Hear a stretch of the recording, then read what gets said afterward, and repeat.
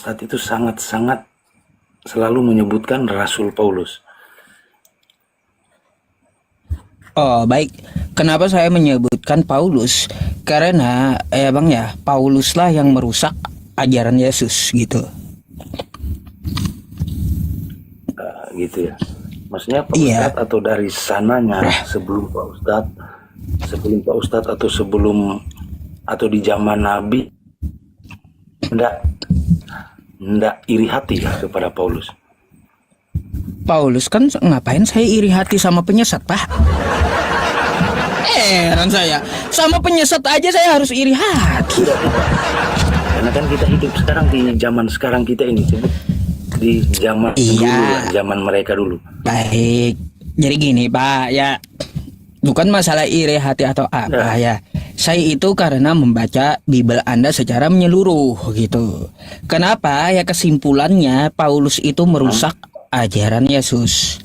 Karena kalau kita lihat dari ajaran-ajaran Paulus itu jauh bertentangan dengan ajaran Yesus gitu.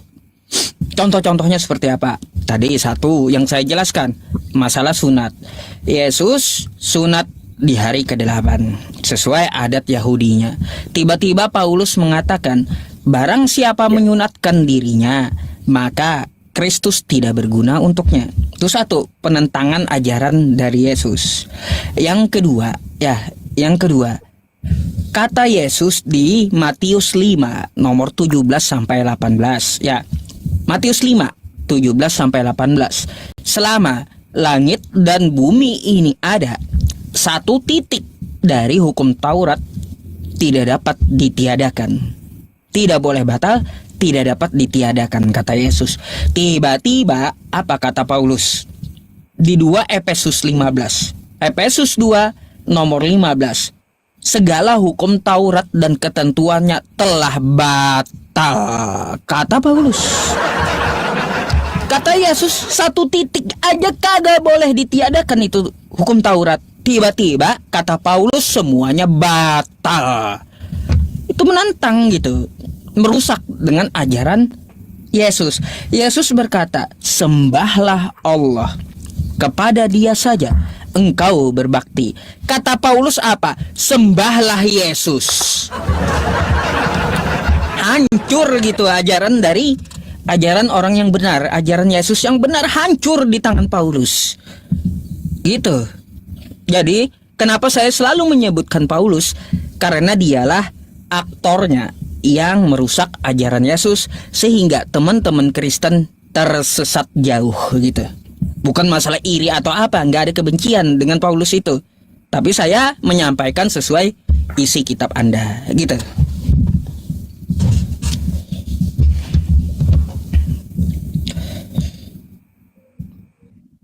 Jadi gitu Bang, Anda silakan baca dari yang saya sampaikan. Ya, penyampaiannya. Dari perbandingan tadi ya, ayat yang saya sebutkan boleh gitu. Ya, saya nggak ada pertanyaan. Hah? Saya nggak ada pertanyaan lain, maksudnya cuman saya nggak ada pertanyaan, cuman saya ngikuti dari tadi kan akunnya satu Pak Ustadz tadi yang bilang ke Bennett itu, saya sudah mulai ikuti dari situ sama yang satu ini. Terus kenapa juga Pak Ustadz selalu bercerita tentang pendeta-pendeta yang menerima perpuluhan? Oh, karena gini Bang, di kitab Anda ya, selain suku Lewi itu tidak diwajibkan untuk mengambil perpuluhan. Selain suku Lewi, karena suku Lewi itu tidak kebagian tanah dari suku Israel yang lain. Yang lain kebagian tanah, ada dijanjikan tanah, tapi suku Lewi nggak dapat. Maka dia wajib mengambil perpuluhan untuk khusus suku Lewi. Lalu apa hubungannya dengan pendeta yang tarik perpuluhan? Coba Anda pikir, gak nyambung gitu. Gak nyambung dengan pendeta yang tarik perpuluhan. Perpuluhan itu hanya untuk khusus suku Lewi. Masalahnya kayak gini Bang, di perjanjian lama, ya di perjanjian lama semuanya batal kecuali satu. Apa? Perpuluhan masih berlaku. Masalah sunat, yang sakit-sakit ya di perjanjian lama sunat potong kulup itu kagak berlaku. Ya, kagak berlaku lagi. Tapi sunat hati. Habis itu apalagi di perjanjian lama tuh? Ya, makan babi ya kagak boleh di perjanjian lama. Tiba-tiba di perjanjian baru ya, di perjanjian baru jadi halal. Jadi yang enak-enak ya itu diambil, yang sakit-sakit kayak sunat itu dibatalkan. Jadi untuk masalah satu ini ya, yang masalah duit di perjanjian lama itu tetap berlaku sampai sekarang. Coba yang lain batal, sunat batal ya, masalah duit tetap berlaku. Apa coba? Coba apa kayak gitu? Enggak ada urusannya itu perpuluhan dengan pendeta. Sudah digantikan sama baptisan, Pak Ustaz. Sama. Bang, suaranya kok agak-agak putus-putus kok, Bang. Coba tolong diperbaiki ininya, jaringannya dulu. Iya, jaringannya Iya, Bang, ngelak. Sorry, bukan apa-apa. Masih, Bang, masih macet, masih ngelak. Abang, tolong diperbaiki dulu, Bang. Anda ngomong apa itu akhirnya nggak jelas, Bang. Ngelak. Like, tuh lihat komentar tuh, lak abangnya.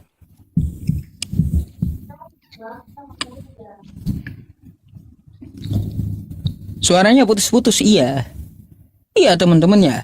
Kalau untuk masalah duit ya masih berlaku tuh, meskipun perjanjian lama gitu ya.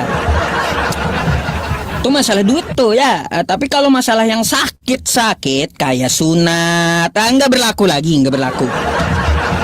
Nggak berlaku. Kalau masalah yang sakit kagak berlaku ya. Sudah jelas, Pak Ustadz, sudah jelas. Nah, ini bagus, Bang. Nah, terus yang saya baca tadi di perjanjian lama itu, kenapa Abraham juga itu memberikan perpuluhan? Hah? Apa? Abraham memberikan perpuluhan rampasan dari Melkisedek itu apa itu? Apakah sama sama yang kita lakukan? Bang, Abraham ya belum ada dikenal perjanjian untuk masalah perpuluhan, belum ada. Perpuluhan itu dimulai. Gini, perpuluhan itu dimulai. Di mana itu? Aduh, saya sudah nggak tulis lagi ayatnya tadi ya. Perpuluhan itu, Bang, ya dimulai sejak ya ketika pembagian masalah suku-suku Yahudi dari anak Yakub. 12 dari suku Bani Yakub. Satu yang kagak dijanjikan tanah, yaitu suku Lewi. Disitulah perpuluhan muncul. Diperbolehkan suku Lewi ini mengambil perpuluhan karena dia tidak kebagian tanah. Jadi munculnya dari suku Lewi, bukan dari Abraham atau Ishak. Nggak nyambung. Yakub pun belum ada, Bang. Perpuluhan itu dimulai dari suku Lewi.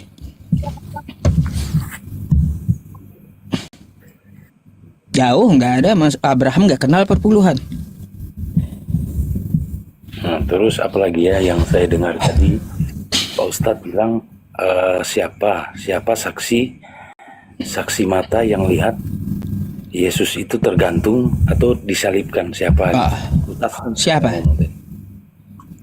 Dari penulis kitab Anda itu, siapa yang Anda lihat langsung dengan bola matanya tiang salibnya Yesus? Banyak, Pak Ustadz. Oh, banyak. Siapa? Termasuk ibunya. Ibunya diketahui dari tulisan sih. Siapa? Kita mengetahui ibunya katanya melihat tiang salibnya dari tulisan sih. Lukas. Kan gitu. Lukas tahunya dari mana? Menyelidiki. Dari kata siapa? Kata orang. Ibunya ada di tiang salibnya Yesus. Orangnya kagak lihat, yang dimintai oleh Lukas keterangannya, Lukas sendiri kagak lihat.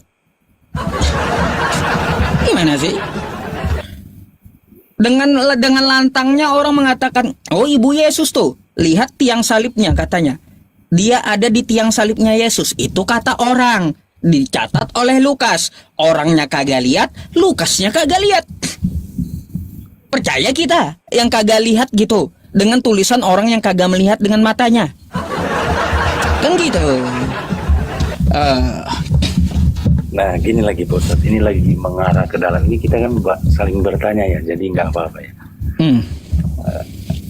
Umat Muslim iya kan, Nabi Muhammad jamin ke surga. Ada dalilnya. Hadis riwayat Bukhari. Kullu ummati yadkhulunal jannah illa man aba. Semua umat Islam, semua umatku pasti masuk surga. Itu kata Rasulullah. Berarti sampai sekarang, ya kan, sampai sekarang karena saya tahu kan umat Islam itu ya setiap apa kan selalu menjunjung, artinya menyembah Muhammad itu, ya kan. Nah, gimana sedangkan dia sudah mati, Pak Ustadz? Di mana dia sekarang? Ngelak saya bang. Tiba-tiba langsung keluar dari tok-toknya gitu. Ya bisa diulang bang? Maksudnya sembah Muhammad, dia kan sudah mati. Sekarang dia di mana? Di surga atau di mana? Siapa nyuruh? Perintah dari siapa menyuruh menyembah Nabi Muhammad bang? Ya, artinya nabi gitu loh, nabi yang sudah mati gitu loh. Kalau saya nak akui baik, mati. Dia baik kan bang. hidup, bangkit. Kalau Gini. Yesus kan bangkit. Gini bang, kalau untuk masalah Nabi Muhammad beliau wafat atau bahasa kasarnya itu mati, nabi-nabi sebelumnya juga mati semua bang. Musa nabi juga mati, Ezra nabi mati, Daud nabi mati, terus siapa lagi? Salomo nabi mati.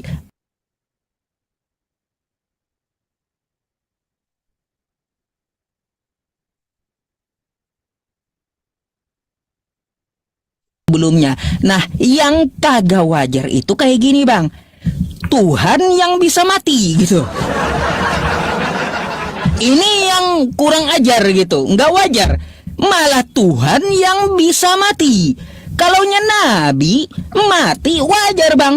Kalaunya Tuhan mati, aduh ini kurang ajar. Tuhan macam apa gitu.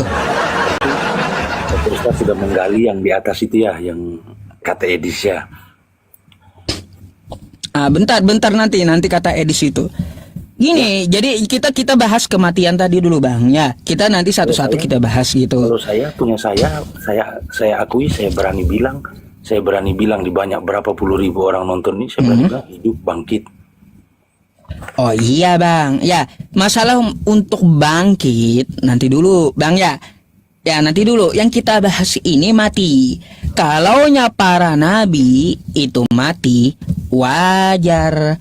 Tapi kalaunya Tuhan yang mati, itu kurang ajar bang.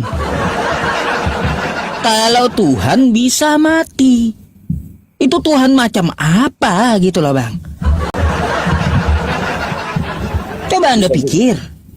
Susah juga sih saya menurut pemahaman saya atau sepengetahuan saya mau jelaskan kenapa bilang orang kan kenapa dia itu kita sebut Tuhan, kenapa, jadi susah juga kita mau saya pribadi mau jelaskan itu.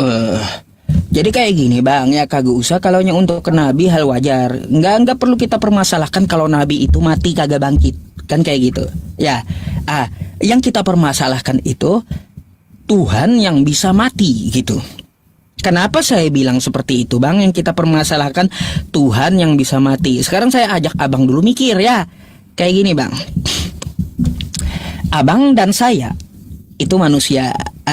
Kiwik Sora, makasih ya. Abang dan saya itu manusia, betul gak bang? Betul, baik. Nah, kalau kita makan nasi, wajar nggak bang? Wajar.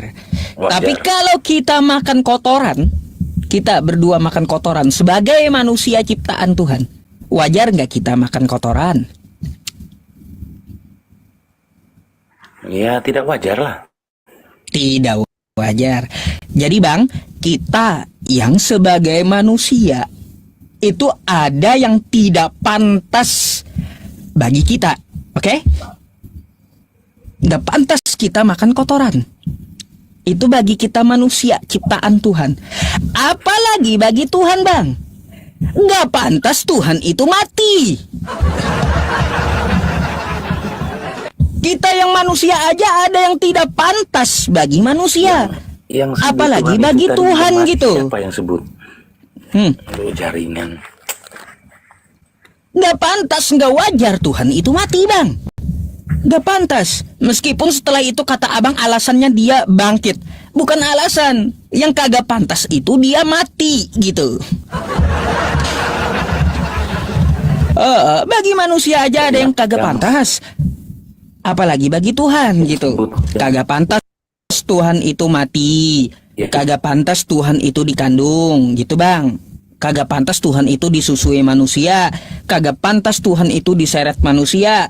Kagak pantas Tuhan itu diludahi manusia. Kagak pantas Tuhan itu digantung manusia. Apalagi kagak pantas Tuhan itu kalah sama ciptaannya. Itu yang wajib abang ketahui gitu.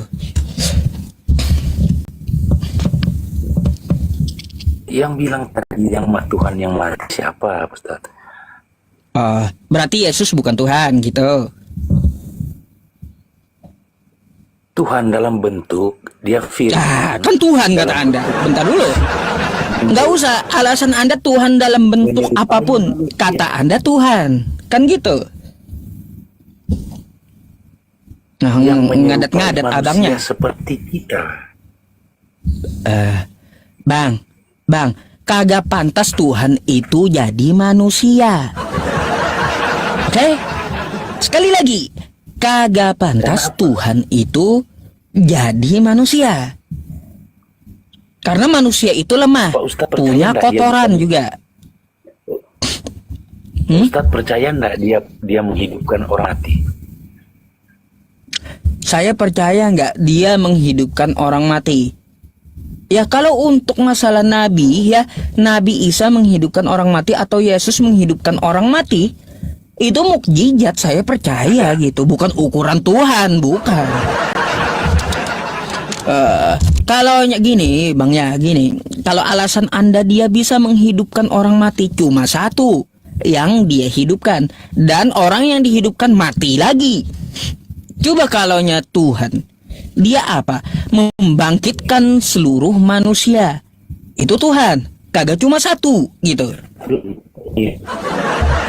Ini Ustaz, kita potong. Kalaunya satu belum hebat. Bang, kok ini jaringan abang kok ini ya ngadat-ngadat gitu, Bang. Bang.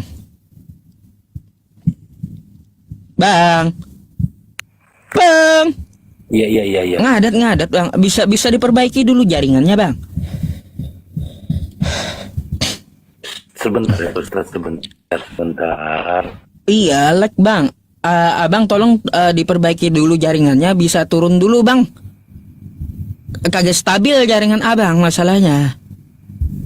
Serius, Bang, bukannya saya ini, Bang. Ya, bukannya saya aneh-aneh gitu. Halo, atau Bang. alasan enggak. Masih ngadat-ngadat. Abangnya masih ngadat-ngadat. Bisa tolong diperbaiki ke tempat yang bagus dulu atau ke tempat yang ya jaringannya enak gitu, Bang.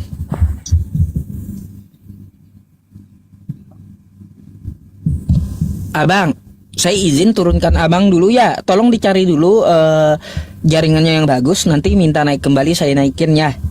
Saya masih ingat akun abang. Oke? Nah kan enggak bisa dijawab gitu. Abangnya ngelak gitu ya teman-teman.